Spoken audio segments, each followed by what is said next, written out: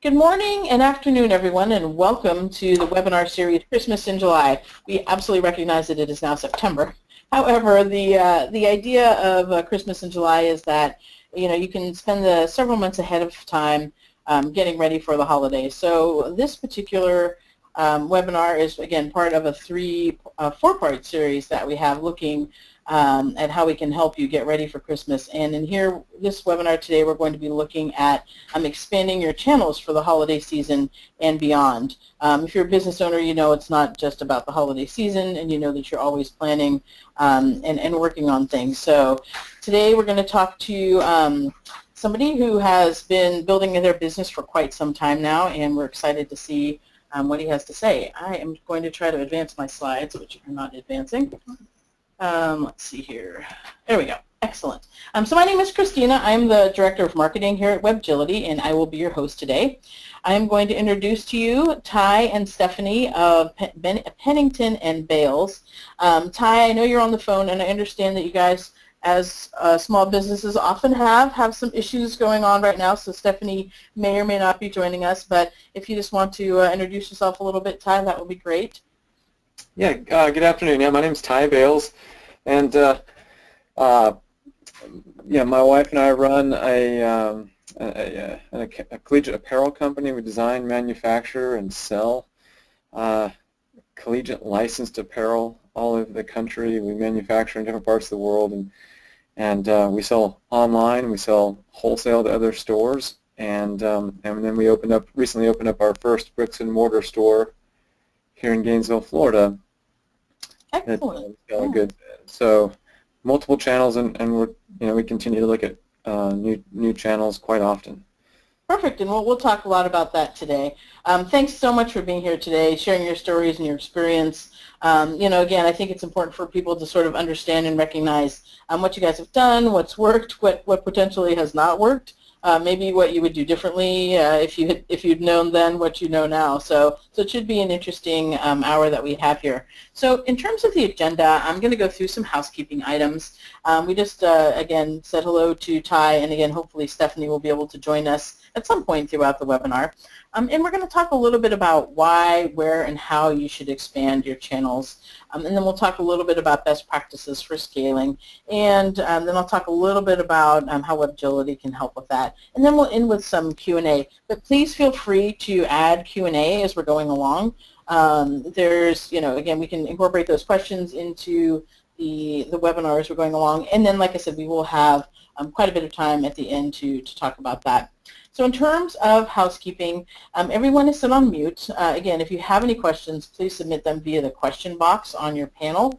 We have added the slides, so there's a downloadable file under Handout, so you can look there and grab that.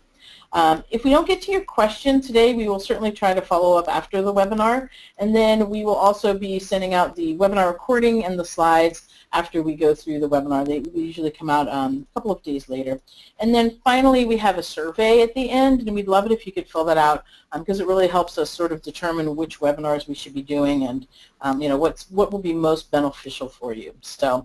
So without any further ado, let's go ahead and get started. So Ty, as you mentioned, you guys were founded, you're located in Gainesville, Florida, and you do college apparel and lifestyle clothing. Again, you guys were really the pioneer in sort of game day apparel. I know that in the South and Southeast, football and other sports are really big, and more so than in other areas, but again, it's been for you guys an interesting journey. And I know, again, you mentioned a couple of the channels and outlets you're in right now, but you're also in, I think you mentioned around 150 stores, and then you mentioned that you just opened up your brick and mortar.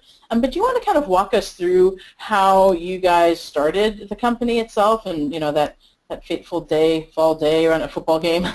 Yeah, absolutely. Well, so I don't know how many of the folks on the call today are familiar with football in the Southeast, but it's a little different creature than other parts of the country, and that goes for style of dress as well. Football games in the South tend to be social occasions where people dress up a little bit more than in other regions of the country. So I grew up wearing khakis and a blazer to most college football games, and a lot of kids do in the Southeast. Well, I grew up in Virginia, so it was blazer weather. But now I live in Florida. It's a lot hotter. You don't catch me in a blazer nearly as often. But we, you know, 10 years ago, we found a niche in the marketplace, which was to really make nicer button-down shirts, collegiate embroidered pants, and polo shirts, just nicer collegiate clothing, preppier. I should say, maybe I should say preppier, not necessarily nicer, but we found a niche there, and we started making, we started filling that niche, and one of the things that really helped us when we launched our website was also getting, obviously we had a good product to sell, but getting our product in some really good stores throughout the country really helped lend us credibility, helped give credibility to our website, and we saw both our wholesale business and our web sale business grow at about the same rate when we first started. And a lot of times for tech companies, it's totally the other way around. But we found we were able to land some pretty big stores, which gave us instant credibility as a new market, as a new company. Gave us instant credibility in the marketplace. So that helped out. That's great. Excellent. Thank you so much. Thanks for that background. So we're going to talk a little bit again, the idea of the webinar today is to talk about adding channels. So there's sort of 3 steps for channel growth, if you will. One is to understand why you need to expand, because not everybody necessarily needs to or needs to at a certain rate. And then to sort of assess where you need to expand to, and then determine how to expand for the best results for your company and your products. So we'll walk through each of those individually. In terms of understanding why, I thought it would be good if we would start off with a poll. So the question is, why are you considering new channels right now, or adding solutions like Webillat or other technologies that would actually help you grow and scale? Again, as I mentioned before, not necessarily everybody needs to expand. And there are a variety of different ways to do that, so it's just interesting to understand, why folks are looking at some of these new channels. So I think we'll go ahead and give it a few more seconds here, and then we'll close it out and take a look at those results. So you can see the results right now, and it's interesting. It looks like the majority of people need to scale their operations. Some folks need to increase because it looks like it's a tie between increasing competition, not currently meeting their goals, and some of you guys want to follow your customers to other channels. So again, there's a variety of reasons why people are expanding, but again, you really need to understand why it is that you are expanding. And one of the things, Ty, that you and I had talked to was you guys were expanding, obviously, as a business you want to grow. But one of the other reasons you talked about was just basically to follow your customers.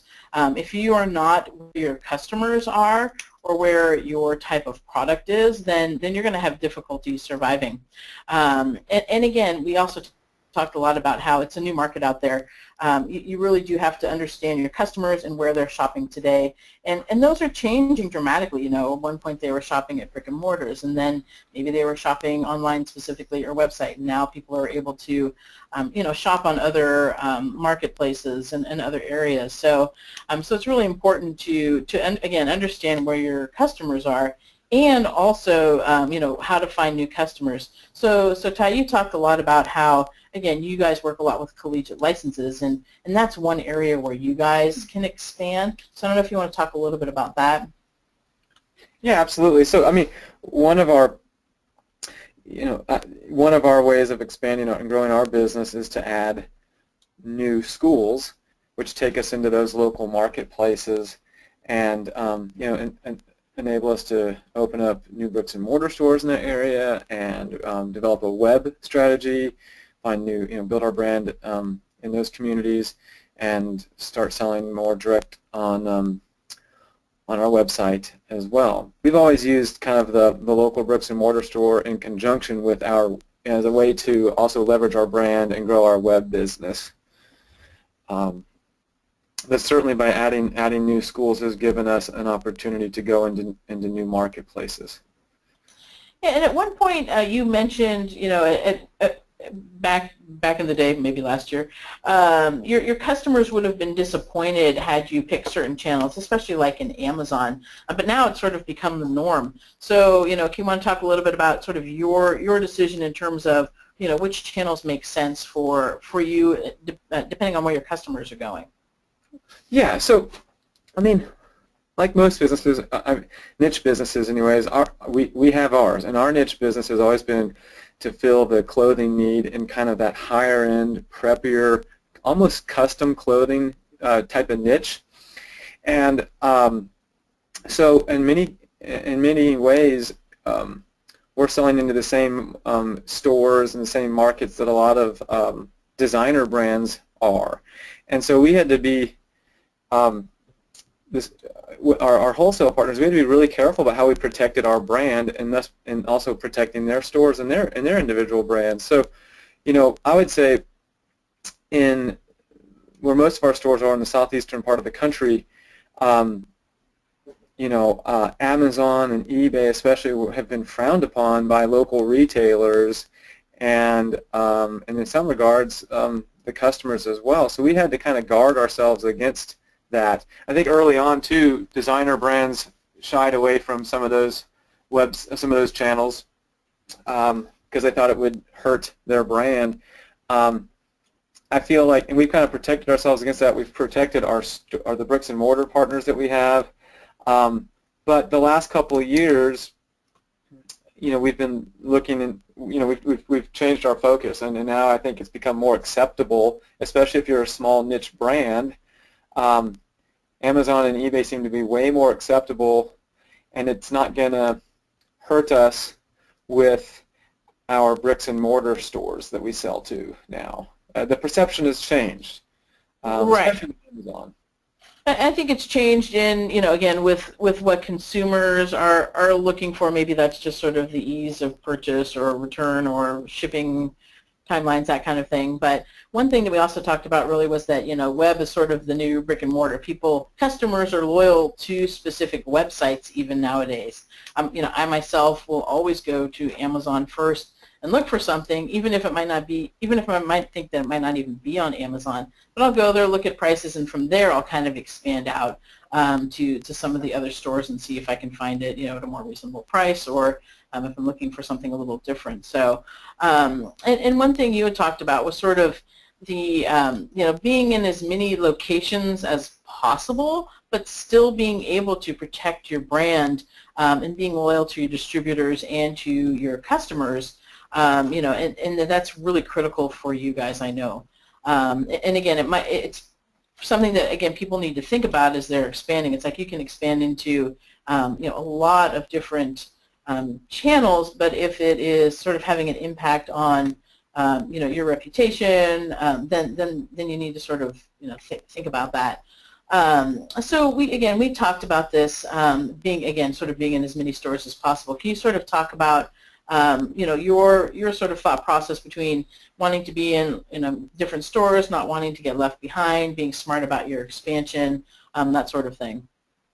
Yeah, absolutely. I mean, and again, where we're coming from, one of our great strengths was getting into some really good bricks and mortar stores, and that gave us instant credibility, and we saw how that actually helped our web business. So we were constantly balancing protecting those stores, protecting our own website, and while at the same time needing to grow and expand. And so I'll just use the example of bricks and mortar store because I think today it's kind of the same on the web. If we had a really good store on the corner of University and Main Street that was selling, that we had a great account with, we wouldn't open a store right next door to it, obviously. And we want to protect our good, loyal customers as long as we can.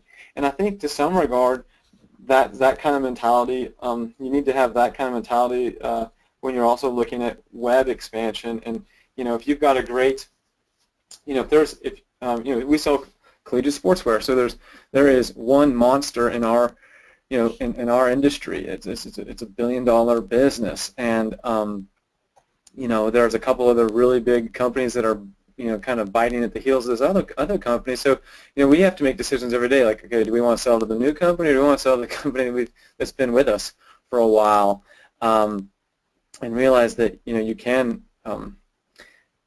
hurt yourself if you try to open up too many doors at one time. So you kind of have to have a balanced approach and keep your eyes wide open, and you have to keep your current customers happy while at the same time expanding as much as you can handle without taking on too much weight. Right. I think at one point you also talked about sort of the need to, like, as you're expanding, you still need to look back and see how your other channels, are, how they're being managed and what's going on there, to make sure that, again, you're not just focused solely on expansion. You really are concerned about what's happening, again, with your current vendors, your current distributors, and your customers as well. Oh, absolutely. I mean, that's you have to be able. Before you expand to an additional channel, you better make sure your current channels you're totally supporting as best as you possibly can. Whether that's from a customer service perspective, a shipping perspective, just delivering on time. So there's a lot of things that go into that you need to take into consideration. You don't want to bite off more than you can chew. And we've kind of always taken the idea of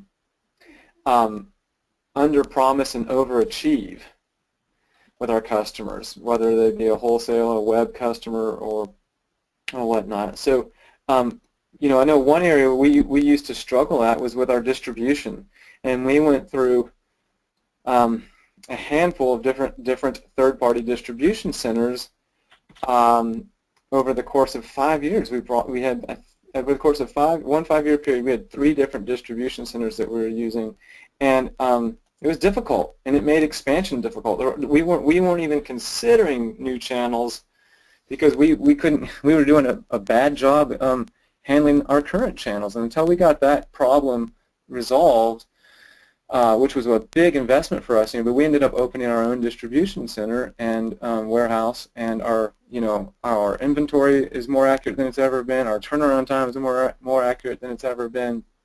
I mean, our customer service level has dramatically increased, and sometimes we're shipping 6 days a week, and things have definitely gotten better. We have a stronger foundation, and so now, since we've done that, we're looking at opening other channels. We're getting more serious with Amazon and eBay. We're growing those channels every day. We're looking at other major national department stores to work with them, but it's only because we've got our house in order and we have a decent foundation upon to build. Right, and I think that's important. Again, and again, a lot of businesses, they're doing so many things at a given time. They're trying to make sure that production is coming along, that they have their inventory, that things are getting shipped. In addition to trying to make sure that they can expand, that they have new customers, there's customer satisfaction. So there's a lot of things going on, but I do think that getting the infrastructure in order is key, because it just makes it a lot easier in the long run. So we're going to talk a little bit about where to expand, and you've talked a little bit about this already, but you can expand to marketplaces like an Amazon or an eBay, shopping carts such as Volusion, Magento, obviously big commerce and Shopify. You can sell wholesale direct to other stores, which I believe you guys do, brick and mortar, and then something I know you guys have been talking about doing recently is leveraging social media. So, having ads on the different social media outlets and promotions, that sort of thing. And this is a great picture of you guys opening up, doing the cutting ceremony to open up a new store, which is fantastic.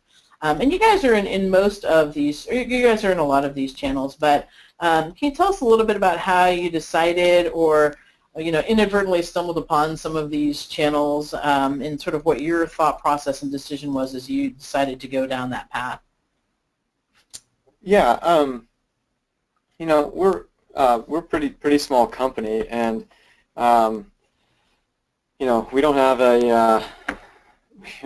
we have about 8 different employees working for us that are full time here in our offices and warehouses, and we'll probably have another 10 to help us out with the store and the warehouse. So we're a pretty small shop for being kind of a national brand that sells all over the country. But we've had to, so much of our business, the core of who we are and why people like doing business is because of the personal side of things. Our customer service, I think, is really good now, and we take a real personal approach with all of our customers, whether it's a big national store or a locally owned mom and pop store.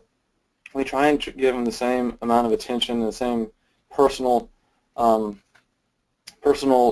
time, and we've taken that approach too when it comes to who we partner with. And you can really get swallowed up by some of these big web channels, but for us, I'll just use I use Amazon for an example. They approached us several times, and we ended up having to putting together multiple meetings, and they actually came and really helped us personally. We felt like we started developing rapport. I've got a good customer service rep that can help us with anything on that channel, and we've just kind of gotten to know them more. And having somebody on the phone that you can call at a place like Amazon makes a huge difference. In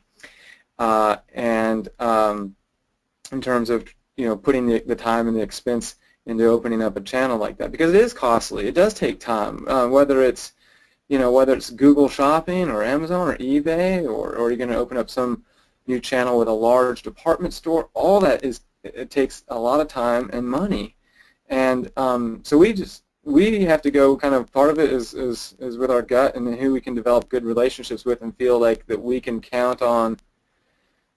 We just try and build win-win partnerships, because there are a lot of large companies that want to take advantage of small guys, and it isn't a win-win at all. One pretty big department store that we've been working with for several months, better part of this year, we've had to really push back on them many times because it was not a win-win situation. We were going to put ourselves in a position where we would be spending thousands of dollars to set up a channel, the systems in place so that we could sell into their channel, their web channel, before they even placed the first PO, and that was just not a risk we were willing to take. And we've built rapport with them. We've had a good relationship with them, and just finally over the holiday weekend, they called me back and said, "Hey, look, we want to, we understand where you're coming from. This is a big risk. It's a huge upfront expense for you. We want to test we want to write a PO for you and put your product into several of our physical stores to help alleviate some of the pain of just opening up a web channel with them." So again, after several months of talking and going back and forth, I feel like the ice is cracked and we might be developing a win-win situation. But a week ago, I would have told you we're not even going to pursue that channel anymore because it was just too big of a risk for us. Right, and I think that's, again, it's important to understand what that win-win situation is. I mean, there's compromise and everything, but you as a business owner have to understand, when it's no longer a win for you, or there's the potential risk that it won't be, and at least go into those negotiations, understanding that, so that you can say, well, this doesn't work for us for these reasons. I'm glad to hear that that channel's working out. We've been talking about that for a while, and that's exciting news. So congratulations on that. Thank you. So the other thing, and we're going to talk a little bit more about fit, but sort of how best to expand, and we've talked a little bit about this already, having that personal connection and that relationship, understanding what's their willingness to negotiate terms, and it's okay to kind of walk away from something, and maybe they'll come back, maybe they won't. In this case, it sounds like they came back. Are they real people? Which again is great that at Amazon you have somebody who you can work with, and again, I think building those relationships is really key to the success of that channel. Because again, it's just it's your company, and you have to represent it and feel comfortable that they are understanding what it is that you're looking for. Some of the things we talked about are having basically understanding who you are and what you're capable of as well. A lot of times people sort of go into things thinking, oh my gosh, this is going to be amazing. I have an example. There's a local artisan chocolate person here in San Francisco, and Whole Foods called her up one time, and she was just like ecstatic. It's like the best thing that could ever happen to her. It's what she's been working towards. So they negotiated her down, which she didn't want to do, but she kind of was like, well, I've got to be in Whole Foods. So she negotiated, and they bought a tremendous amount in bulk. And what they ended up doing was they ended up putting her stuff in a refrigerator, which wasn't where it should have been in the first place. So then she was getting a lot of complaints from people. So at the end of the day, she actually decided to move away from Whole Foods. But it's important to understand how people are going to be working with your merchandise, and are they going to be displaying it right or storing it correctly, because again, that's you. At the end of the day, when the chocolate tastes bad or the pants aren't looking good, they're going to come back to you, not necessarily the store where they purchased it from. So I don't know if you want to talk a little bit about that as well. Yeah, no, I think it's an excellent example. I mean, sometimes you can have if you got a great product, you can have a big company come in and entice you with a monster purchase order, and how do you turn that down, right? You're like, exciting. yeah, that's awesome. If Whole Foods comes knocking, if in our case it was Nordstrom, they came knocking, and I mean, we were very young, and as a company, and a lot younger as individuals too. So, but in our case, we had Nordstrom, which is a fabulous store. Everybody knows how good a store that they are. Came at us and placed a really nice order. And a few weeks after we had delivered product to them, I visited one of their larger stores in the Southeast and was horrified to find out how they were merchandising our product. And by the way, this was right around 2007-08, during the right when the crash hit. But they were merchandising our product just in an awful way, and we didn't have I just didn't have the chutzpah, so to speak, to tell them to really be firm and actually go into their stores and change the merchandising. I was dealing with their corporate people. At that time, they had corporate offices in Dallas, Texas as well, and I was dealing with them, and was not getting them.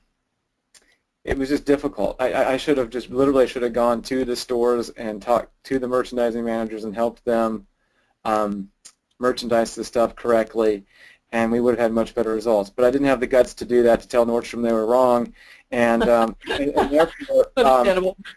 Yeah, therefore, our sales weren't great with them, and then that combined with the down economy and them cutting back, losing some of our buyers, we have not been able to regain that partnership, and that's been almost 8 years, and we should be selling. That'd be a great store for us to be selling to, but sometimes if you know your product better than anybody, and even if you're dealing with a big company, stand up for what's right and make sure you get it merchandised correctly, or make sure you get that win-win deal, because it can sink you if you don't. It's not going to sink them. It's not going to hurt them at all, but it can definitely affect a smaller company like ours. Yeah, and I think, again, and we've talked about to some of our other customers here, they have to be their own advocate as well. Like, if you hadn't gone into that store, you never would have known. And I'm not saying you have to travel to all the stores or go online and look at everything, but you do have to be aware of what's happening out there in the marketplace to your products. Absolutely. So without a doubt. Yeah, definitely.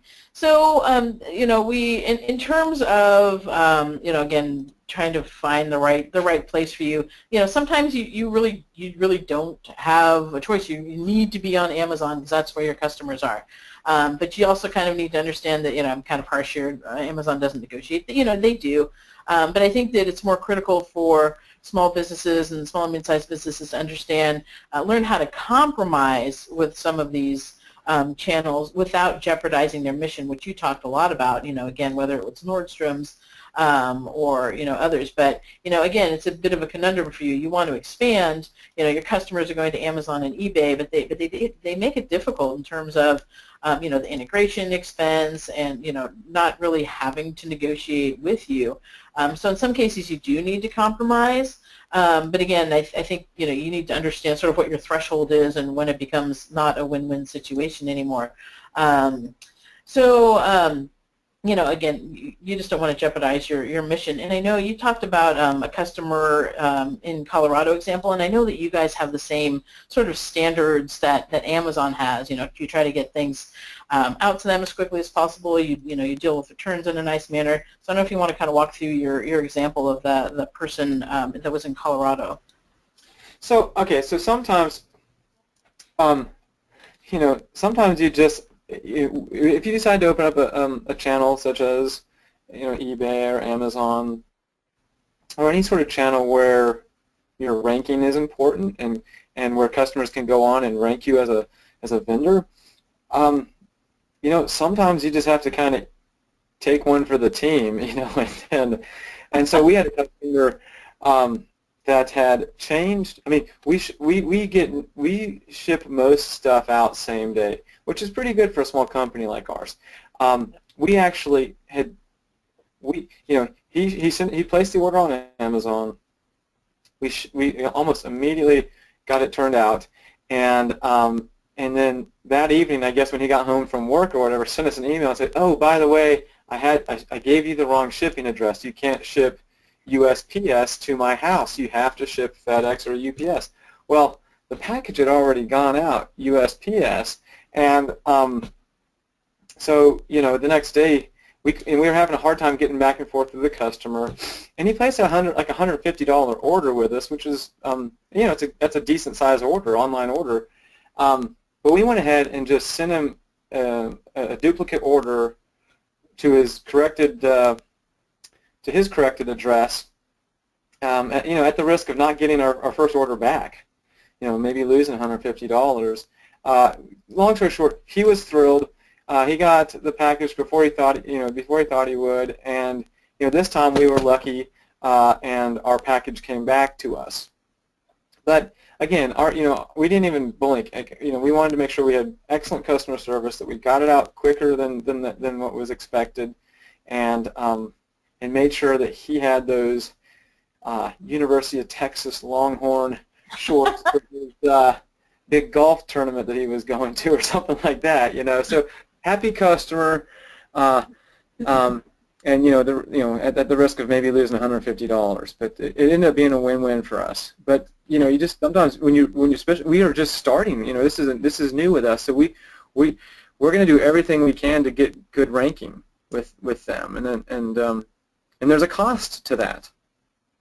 Right. And you mentioned a little bit about reviews when we were talking. I don't know if you want to talk a little bit about that, and obviously talk a little bit more about that because you've been talking about it. But like how critical those reviews are, and again, I think that consumers' expectations are so high with what Amazon is doing right now with the same day deliveries and all that sort of stuff. But how do you deal with that, especially when you're trying to build out new channels?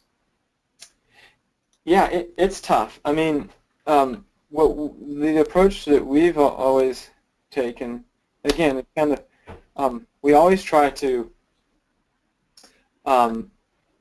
under-promise and overachieve, right? And we also try to be clear that when we get into a customer service situation where there is a problem, or at least that there's a perceived problem, we're not shy of telling folks, look, we're going to do everything we can to help you, but just so you know, we're at best, we're a 12-man shop here. We're a small family-owned business, and we greatly appreciate your business and your order, and we're going to do everything we can in our power. But we aren't Amazon. We're not Nordstrom or whoever. But we're in fact, you're speaking to the owner of the company. Stephanie and I, my wife and I, handle calls all the time, and it blows people away. They're like, wow. I think a lot of times they look at our website and they think we're a lot bigger than we are. And, right. Sometimes you just have to tell them, and when you do, the ice tends to break, and you tend to, if you're honest with them, and first of all, own the mistake if you made the mistake, and also, I mean, regardless, our approach in retail is always the customer is always right, right? So I mean, you always have to own it, and but also, you know, we just are honest with them and share, look, we made a mistake, or I'm, you know, we only had two people we only had two people left at the warehouse at 7 o'clock on Friday night, but we, you know, I'm sorry, you know. Yeah, I think a lot of people tend to assume that, you know, it's you bought it on Amazon, so there must be, you know, 10,000 people behind the scenes that are dealing with it, which isn't obviously always the case. So No, that's a good point, because I mean, some people are going to think, or you know, you do hear those sexy stories about Amazon and their drones delivering packages and their computer or robot-operated distribution centers, and you know, 24/7, and it's a little crazy, and you have to combat that as a small entity, you know. sure, I yeah, mean, absolutely. don't be afraid to tell customers that I'm sorry, we're small. Look there we go, perfect example. There's our robot-operated warehouse. Exactly. Yeah. So yeah, and again, I drive that van. We drive that van. We don't have people driving cars. but you don't have people who drive that van. We are the people. But you know, again, I think that that's nice that, you know, I mean, I think people want to buy from people like you and know that you actually care about them and the product. But again, it's hard sometimes to get that message out, again, if they're purchasing through some of the larger marketplaces. So in terms of best practices, you know, sort of a summary of what we've talked about and some new things. So one thing is to always really sort of know your industry and your customer. You know, you in particular talk about sort of the time sensitivity and unpredictability of your industry. Like, for example, if somebody's winning or losing, or if there's playoffs, and how do you sort of, you know, what do you guys do to better prepare for, you know, seasonality or whatever you want to call, you know, football craziness? Well, it's tough. I mean, when you have a product like ours that is highly influenced by, you know, by college football teams, for instance. We cannot control that whatsoever. I mean, but it is crazy. I mean, we will have, you know, when a team is winning, fanatics will spend, you know, almost any amount of dollars to get their team product. I mean, you know, I mentioned, you know, earlier, our average web order right now, average order is about $150. We'll have customers place orders on Friday afternoon before Saturday kickoff on Friday, and overnight, expect us to overnight packages to them, and the shipping is more than the order. Right. I mean, we've had people pay over $100, $150 on shipping for that order to be overnighted because they got to have those game day pants or whatever it is. For us, it might be more entertaining or fun if you enjoy sports, but yeah, we do kind of have to pay attention to what's going on in the collegiate football world. And by the way, football is everything. I mean, football is so much bigger than basketball when it comes to collegiate sales.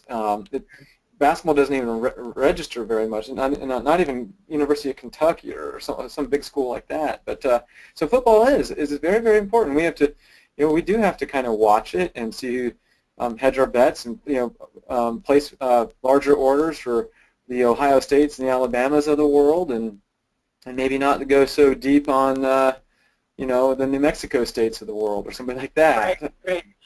Yeah, no, that makes sense. But again, you have to sort of understand what's happening, again, in the industry and your customer. One of the other things you talked about is not biting off more than you can chew. Again, you can expand potentially all you want, but if you can't sort of maintain your level of customer service or your mission, then that can be difficult. One example I have is that I know that when Oprah used to do her Favorite Things show, people would be so excited that they were on the show and that everybody in the audience apparently was going to get one of whatever it was. But a lot of those companies were small companies, and some of them ended up going bankrupt, right? I mean, you're thinking, oh my God, this is going to be great. I'm going to be on Oprah. Everybody's going to want my thing. But then they just were not prepared for, for the volume and level of of what they needed to do to meet those needs. So again, it's just really important to think about, again, you want to expand, but just know sort of what your capacity and capabilities are. Absolutely. Yeah. Oh, sorry, go ahead. No, we're like everybody else out there, I think, to some extent. I don't really consider myself an expert at it, but we try to make sure we're prepared before we jump in, and Right. my advice there is just always make sure that you've got your foundation, you've got the customer service taken care of, the inventory ability, the inventory levels, and the ability to get the product or service out.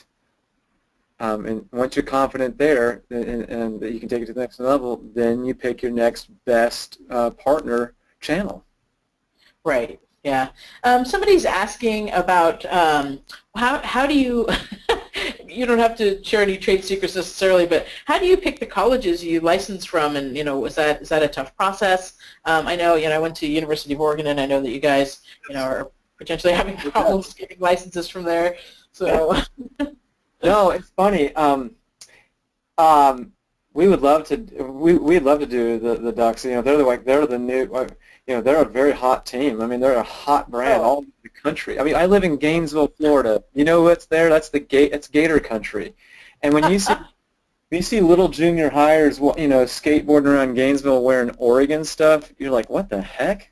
I mean, it's amazing. I will they don't say even know when how I would. Sorry, go ahead. No, it's funny. I mean, they don't even know how to spell Oregon. They're wearing it because that's the new popular brand. Or say it. Yeah, when I went to school, they were not as good of a team, I must say, as that they are now. But I'm happy they're doing well. They're great. So, I mean, how do we decide? I mean, it's really pretty simple. I mean, it's demand, really. I mean, we either get demand from wholesale outlets, college bookstores in that town, or just a bunch of online demand. Like, a lot of times you'll get just a bunch of fans emailing you, or maybe you get an alumni group that say, hey, we'd love to have these. And once you start to feel like there's a current out there, some people wanting your stuff, we always, generally we try and, open up new markets by making sure we have at least one, if not half dozen bricks and mortar stores for that particular school that want to carry our stuff to help pre-book, orders. So, for instance, we'll use the University of Oregon example. I mean, we've been talking to them. The problem with the University of Oregon is we can't use the O. That's Nike owns that. So nobody. I mean, if you can't use the O, what logo do you use on a logo-driven product? Right. You can't use the Disney duck. So. Exactly. That's so there's some problems there, but we do have. I mean, we've got the bookstore wanting our stuff. We have Autzen Stadium store wanting our stuff. We've got a couple other stores. We have probably 3 or 4 stores in Eugene that are lined up that want it. We just have to figure out, what logo we're going to be allowed to use, and if we think that logo will sell. Fair enough. Yeah. No, it's and again, for some other schools that again aren't don't have Disney and Nike as the sort of owners of the logo, if you will. Is it easy? How long does it take to get a collegiate license, for example? And I'm sure that varies, but it's hard. I mean, boy, that is. I know my wife and I. We wake up every morning. Would we do this again? Would we do this again? 10, 12 years ago, when we kind of started going through the process, it was radically different. I mean, we kind of caught this thing on the uptick. And today it is incredibly hard. It's very bureaucratic. It's like imagine the IRS that we all pay our dues to every year. Each school is almost as bureaucratic as dealing like each school is almost like their own little IRS. Right. Apply to, you have to get your business license, your license, your business license, and then you have to pay them royalties every single month. But you also have to pay them for the opportunity to pay them royalties. And so it's a highly regulated industry. And if I had to start over again, I would look for the least regulated industry ever. to do business. Regulation's expensive. Especially Sure. for small business, you know? I mean, Yeah. we have to submit designs to every single school that we want to do something with. I don't have just one marketing plan for my business. I have almost 50 marketing plans. Because guess Wow. what? Our business, our brand is also those school brands. So we're very unique, very niche in that Right. regard. Yeah. But it's costly, and it can take you a couple years to get through the process. And it's expensive, so you just have to make sure, you got to be willing to go all in, and we were, because we had a very unique, very different product at the time. Right. Makes sense. So some of the other best practices we talked about were making sure that you can handle the orders, the fulfillment, that you have the inventory, and you can do the returns. We talked a little bit about don't do anything that would hurt your brand. You had mentioned early on about getting control of your inventory and developing your own distribution center. I was hoping you could talk a little bit about that. Okay. Yeah, I'm happy to. And by the way, that is a lot of people will look at me like we're crazy for doing that. It's not the answer for many folks. In fact, I think third-party distribution centers are wonderful for a lot of companies. For ours, it's very difficult because we have an immense amount of SKUs. Each school, we carry about 1,000 SKUs per school, maybe sometimes more than that. And Wow. we make men's clothing, women's clothing, children's clothing. We do it in multiple different colors and sizes and styles, and uh, it it was very difficult. Like the distribution centers that we were using, we tried them all up and down the East Coast. We tried 4 different ones before we finally decided to do it ourselves. I mean, they couldn't handle the, we get they would get products mixed up because we have a lot of SKUs. Okay, a customer orders a crimson pair of Alabama pants, we would send them if we make a mistake, we would be sending them a khaki pair. Even though they're bar-coded and had SKUs on them, I mean, it was just human error. We would get a ton of orders on Friday for overnight delivery for Saturday morning so people could wear them to the games. Well, our guys would work, the companies that the quitting time was 5 o'clock, and, I mean, and UPS and FedEx might be shipping until 7:30 in that, there. And so, we were just, we couldn't, and the quitting times at 5 o'clock, most people are kind of already mentally checked out at 3. So it was just, Yeah. it was just we weren't being very responsive, and I wanted to be able to do really quick turnaround and accurate. I mean, and so bottom line is nobody knows your product or cares about your product like you do. And if you have a vast amount, if it's somewhat confusing and you have a vast amount of SKUs, a lot of moving parts, people are placing, they might be ordering Clemson stuff and South Carolina stuff, or Tennessee and Florida stuff. It can get confusing and whatever. You really got to do an immense amount of training with that third party, or like we decided after 4 tries, we brought it in-house, and it's expensive. That little picture of the warehouse, obviously that's just one section of it, but it's a large piece of property, and we have to have men there to operate it, and it is expensive. It's really expensive. Our overhead went through the roof the first year, but our customer service also greatly increased. Our accurate inventory, our inventory became way more accurate. Our turnaround time way more accurate, and therefore we've been more dependable to both our wholesale customers and we're pleasing our web customers, especially when they crazily order an item at 5 o'clock on Friday and want it for the noon game the next day. I mean, that just blows me out of the water. I mean, every week somebody does it. Multiple people do that. That's pretty. But, we're there, and this was Labor Day weekend. Well, guess where my wife and I were most of Labor Day? Right there. I Right there. won't ask you how your weekend was. So, and we took our 2 children with us, and they were all over the boxes. And anyways. Yeah, and again, if small businesses need to, sometimes need to do that. Again, like you're saying, you're the one who cares the most about customer service and support, so it makes sense that that you would do that. So, yeah.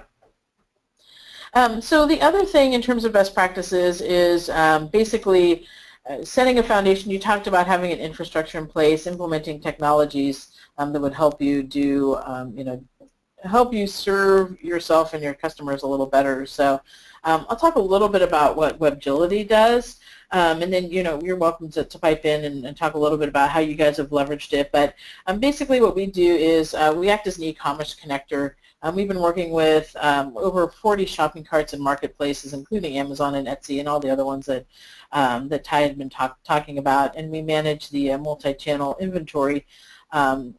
It basically takes the sales data and syncs it into QuickBooks, NetSuite, or whatever accounting software you have, so that you can have that insight into the financial health of your business, which is also critical to understand sort of, where you are at any given moment with inventory, with orders, with returns, and hopefully it's increasing efficiency and accuracy. I know for some people it's literally gone from a totally manual process to an automated process with our products. So, and Ty, you guys have been able to leverage it, and so if you want to talk a little bit about what you guys use it for and how it's working for you. Oh yeah, no, I mean it was a godsend to us when we discovered you guys. A lot of transition was going on around that time, and we had moved, and we were had just moved. We were moving from one distribution center to the next. We were trying to upgrade our accounting system and inventory system, and at the time we were still entering orders by hand. And I mean, I remember the last holiday season that we did that was just insane. We would literally be entering orders into the into the accounting system, and maybe till midnight from Thanksgiving to Christmas. It was just brutal. Wow.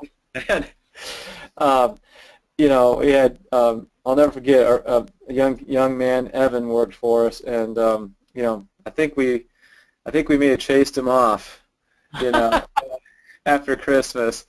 No, he went on to bigger and better things, but we wore him out. I mean, he that's all he did was enter orders, and it was brutal.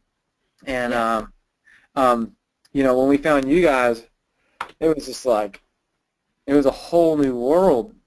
Just having that it sounds so simple, but just automation, that one simple piece changed our business dramatically. So so I was able to take one guy, Evan, who all he did was input orders. We didn't allow customer service phone, but now it's paying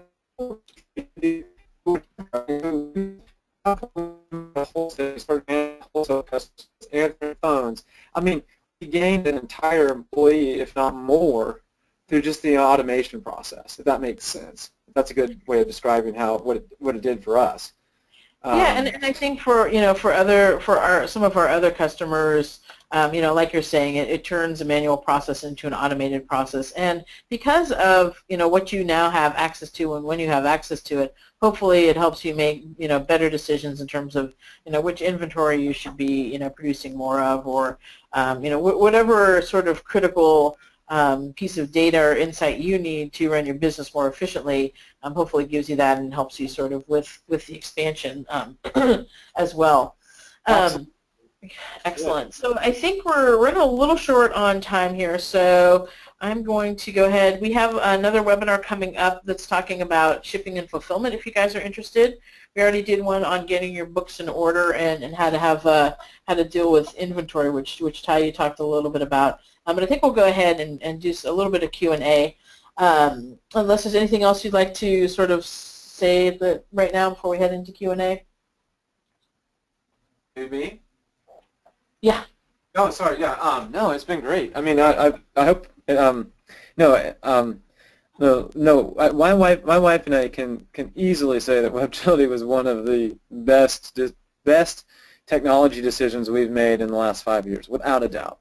Yeah, excellent. No, that's, and we're happy that it's working out for you. It's again for us, it's it makes sense to take that manual component out so that you can do other things with your time and leverage that insight to do a better job and be a little more efficient. So we have a couple questions here. One question is in terms of channels or potentially marketing. Do you go to trade shows at all? And if so, which ones? And I know obviously you and I met at IRCE. When you guys were walking the floor looking for technologies, but are there any sort of industry trade shows that you guys might go to? Yeah, definitely. We do. We attend. We've been attending the men's clothing markets all over. Most of our businesses, even though we do make women's and children's clothing, are the majority of the products we sell are men's clothing. So we've attended the men's clothing markets. We've attended women's and children's clothing markets all over the country, from New York to Atlanta, Las Vegas, Chicago, Dallas, Charlotte, North Carolina is a great market for us. And so those are what I would consider wholesale trade shows. We attended collegiate trade shows. And that's definitely a big part to our wholesale growth. And I mean, I'd say one word of caution that I would say there is again, when you start to go to look at big trade shows, you need to be careful. It's a copycat world out there. So again, you make sure you have a strong foundation that you can deliver the product or service that you're selling, and that you can make it better and bigger than other folks. So there were several shows that we postponed. Some of the big shows we didn't go to for a few years until we felt like we were in a better position. From anywhere from a customer service to inventory to just manufacturing, and so there were some shows that we did hold off on, and now that's not the case. I mean, now we do all the big shows. I mean, we've kind of spread our wings a little bit in the collegiate fashion world, and so I don't feel like as far as early on, I felt like people were going to knock us off and take our ideas and run with it. But now we've got enough. We're known well enough in the community, in the market. I don't fear that anymore. Right, but it is definitely something you need to look at and be aware of, for sure. Oh, sure. Yeah, I mean, especially if you don't have a patented product. Right. Yeah. So we have another question here. They're asking about what's your pricing strategies on these different channels, or do you actually have a pricing strategy or differences or promotions for those? We do, and we have to obviously your customer, the end customer, regardless if you're selling it yourself or if you're selling it through a wholesale store. I mean, the customers to some extent set the price by demand. I mean, you have to make money on it on it, even on the wholesale side. I mean, so you have to, obviously you got to cover your costs, but your cost, there's a lot of hidden costs that I feel like a lot of people never pay attention to. So I mean, you have to make sure when you're selling an item that you're covering your costs, because guess what, you're in business to make a profit. Right. Everybody's in business to make a profit. That's the only reason that's the main reason. If you don't make a profit, you're not serving anybody. You're not serving yourself. You're not serving your customers. So I mean, you've got to get that part nailed down. I mean, you have to be profitable on the wholesale side and on the direct retail side. Which, I mean, if you're profitable on the wholesale side, you should be profitable on the direct side. Right, that makes sense. And I know we're a little bit over, but I have one more question that I want to ask. If you can, I don't know if you can answer this quickly or not, but somebody's asking what the relative sales volume of the different channels are. Like, do you even think about that, or is it like we want to sell 10% here, or is it just sort of magically happening, or I don't know if you have any insight into that you want to share. I mean, we're we're still growing. Like our two newest channels we're going to be Amazon and eBay, and I wouldn't. We're still growing that. We haven't. I feel like we haven't even scratched the surface there. But obviously, anytime you're selling direct to the customer, you're going to make more money. So we're trying. It's a delicate balance for us because we kind of built our business in both the wholesale market. I want to keep those people happy, but we also grow our business from the web side. So I'd love to have get to the point where we have even a much stronger web business, but at the same time not neglecting the folks who brought us to the dance. That makes sense. Well, we're a little bit over now, so I think we'll go ahead and wrap this up. But Ty, I really wanted to thank you for sharing your stories and your insight today. Hopefully folks on the webinar found this useful. And I think with that, we're going to go ahead and close this out. I hope everybody had a great Labor Day and are excited about the weeks forward. And good luck with your fall football season, Ty. No, you got it. Thank you all very much, and let me know if there's anything I can ever do for you. Appreciate it. All right. Thank you.